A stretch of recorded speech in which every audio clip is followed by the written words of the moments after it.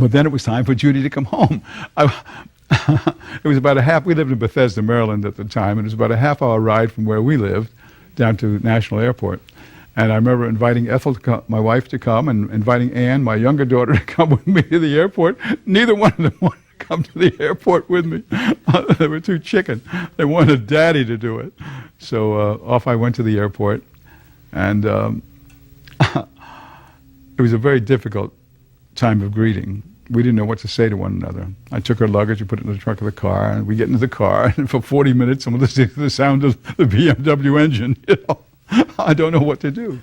We get home, I take her suitcase into her room, and I go into the den. My younger daughter Ann comes into the den. My wife Ethel comes into the den, and finally Judy comes into the den. And then I said, brilliantly, I said, "All right, Judy, tell us about this craziness that you're into." And then she begins to share with us this tremendous story of what had happened, which caused her to come to the conclusion that Jesus really is our Messiah. But I've got to tell you, I really wasn't listening to what she was saying. I couldn't pay any attention to what she was saying because my whole worldview is at risk here. How can you? This is impossible, Judy. You can't be Jewish and believe in Jesus. You can't go north and south at the same time. You can't go east and west at the same time. You can't be a Jew and a Christian at the same time. You can't do this. And then Judy, at the age of 21, said to me, "Daddy, that's not true." I said, "I beg your pardon?" She says, "Daddy, that's not true. There always have been Jewish believers." I said, "Judy, what do you know about anything? What anti-Semitism have you experienced in your lifetime? Who's called you a Christ killer in your lifetime? What persecution have you experienced? How can you tell me that there are Jewish people who believe in Jesus?" She says, "Well, Daddy, there are." And I said, "Nonsense. I couldn't believe it. I wouldn't touch that with a 10-foot pole." Well, it kept getting worse. For the rest of the 10 days, it just got, no matter what I said, I could not get through to her. No matter what she said, she couldn't get through to me. And then it was time for her to go back to school. And she challenged me. She said, "Dad, would you do me a favor?" And I said, "Well, it all depends on what it is." She said, "Would you read the Bible for yourself? It's either true or it's false. If it's true, you'll know what to do. If it's false, you'll know what to do." And I said, "That's what you want. You're out there all by yourself. You want me to read what you read and prove to you that you didn't read it properly, and you want me to prove to you that Jesus is not the Messiah. Okay, kid, that's what I'm going to do." So Sunday afternoon, she takes off to go to Boston University, and Monday night, I come down, I sit down in my den after dinner, I light up a cigarette, pull out, I don't know where these Bibles came from, but I had the prophecy edition of the New Testament. I had several Bibles were on my stand.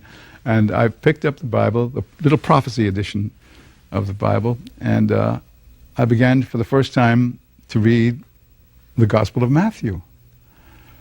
I had never read the Bible in my whole life. Certainly I never touched the New Testament. Oh, well, that's not true. Once in a hotel room it fell to the floor and I picked it up. That's the only time I'd ever touched it. But I had never read our Bible. We Jews don't read our Bible, we read our prayer book. My grandfather knew the Talmud, but today Jewish people don't even study the Talmud. We know our prayer book. We don't know our scriptures, don't know anything about the Bible. Most of us, I would say the vast majority of the Jewish people around the world don't know anything about the scriptures, have never read. As orthodox as my grandfather Isaac Baskin was, I doubt if he had ever read the Hebrew scriptures from beginning to end. He knew the prayer book and he knew portions of the Talmud, the commentary on the prayer book, but he'd never read the scriptures. And so here I am for the first time in my life. I'm going to pick up this book, and I'm prepared for a book of hatred. Because where else do they get their hatred for us? It either has to come from their mother's milk or it comes from this book that they read. And so I'm prepared for a book of hatred against the Jewish people, and I'm a little shaky in my hands as I pick it up to read it. Ethel, my wife, decided, and I decided that we would do separate studies. And I was going to disprove this. I was going to prove to Judy that she'd made a mistake. So that was my intention in picking up the Bible. So we sit down, and a couple hours later I finish the Gospel of Matthew, and I come into the kitchen for a cup of tea with Ethel. And she says, "Well, did you disprove it yet?" I said, "Sweetheart, it's just the first night. Give me a week or two, will you?" I mean, I had a BA, I had an MA, part of my PhD. I'm a fast study, but give me a week or two. I'll prove it's not right. The rest of the week, every night after work, I'd come back into the den and sit down and start to read again. And I remember on Thursday night and Friday, I was reading the Gospel of John. And I remember in the 5th chapter of John's Gospel, a statement was made which really, really got to me. You remember where Jesus said, "Don't think that it's I who accuse you. Another accuses you, Moses. If you knew him, you'd know me because he wrote of me." And I said, wow. I don't know anything about our scriptures. I don't know anything about them.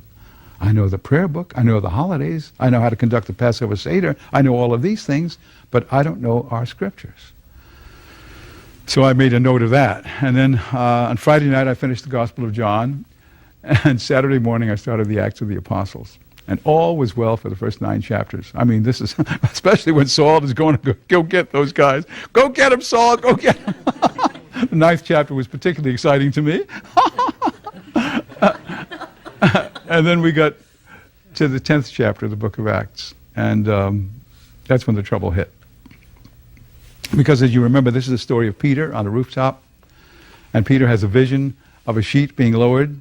And on the sheet are non-kosher animals, unclean animals. And he hears a voice from heaven saying, "Kill and eat." And he's saying, wait a minute, I can't kill and eat. These are not clean animals. They're unkosher. I have not ever eaten anything that wasn't clean, that wasn't kosher. And he hears a voice from heaven say, "Don't you call unclean that which I have cleansed." Now, he probably understood that as well as I would have understood that if I'd had the vision. But 3 times he has the same vision, and 3 times he hasn't the faintest idea, I'm sure, of what was being said. Then he has another vision, and in this vision, somebody's supposed to come to him to get him to go somewhere, and he's supposed to go with his messenger. I'm sure you remember. And sure enough, knock, knock, knock. "Hey, Pete, y'all come." And this is a paraphrase, of course. And so Pete goes with his messenger and winds up at the home of Cornelius, the Roman centurion, a Gentile. And Pete doesn't want to go into Cornelius' house. He doesn't want to have anything to do with this guy. He doesn't want to touch him, because he could be unclean, and he would make Peter unclean, and no way did he want to go anywhere near Cornelius. But Cornelius then says to Peter, "Well, I too have had a vision. And in my vision, you are going to come and tell us about God."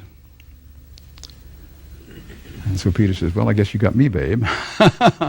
And Peter begins to talk to Cornelius and to the other Gentiles in Cornelius' home about the God of Abraham, Isaac, and Jacob, and about the Messiah of Israel, Jesus.